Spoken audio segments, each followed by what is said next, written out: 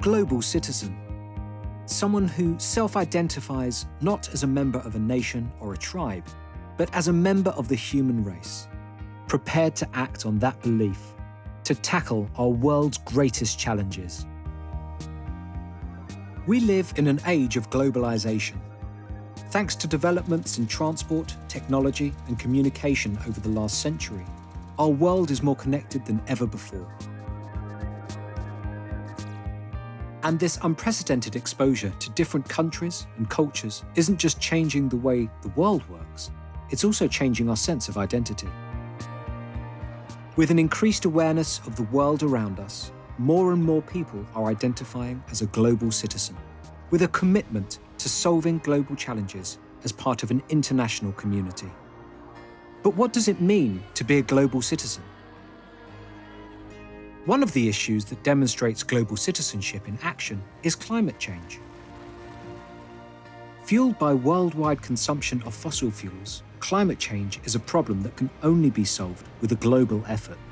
To succeed, we need to make a two-pronged attack that combines scientific and civil action. And when it comes to the science, we can't afford to be narrow-minded. That means finding alternatives to current renewable energy sources that can lack stability in changeable climates, like solar and wind power. It makes sense to scale up renewables up to some point, like 20% or so. After that, you need something called baseload, sort of a source of power that goes day and night, 24/7. And what could possibly supply that? Well, it's going to be fossil fuels, or it's going to be nuclear. So a group of young, global-minded engineers are developing a new breed of nuclear reactors that can produce high-volume, low-carbon energy to the masses. I want to build an advanced reactor in the next decade so that we can build them all across the planet. It's even bigger than the... And being a global citizen gives them a unique motivation to succeed. The kids that have been coming into nuclear engineering over the last decade have been exceptionally talented. They're not coming into this field because they think they can get rich. They're coming into it because they think that this is an area where they can actually do something that's important for humanity. But nuclear power has a bad reputation, particularly amongst traditional environmental organizations.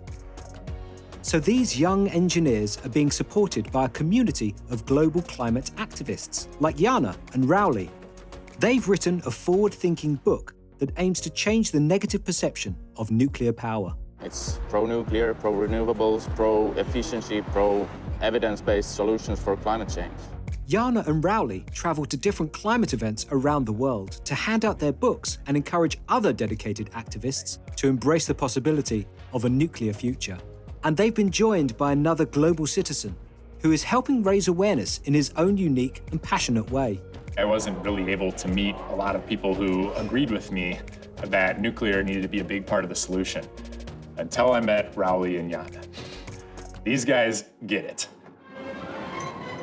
I'm glad to do anything I can to help them succeed in that goal.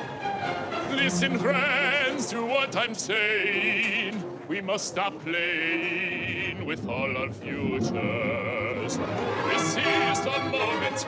This is the moment when we all decide to fight as one for the earth. The combined effort of these strong-willed engineers and climate activists is just one example of global citizens working together to effect change. And with more than 50% of people around the world now self-identifying as a global citizen, these types of multifaceted global initiatives look set to continue. The notion of global identity is a complicated concept, and in some ways, an ironic result of globalization. But one thing is for sure, for a global citizen, information is key. If you don't give people a chance to learn and change their mind, they never will.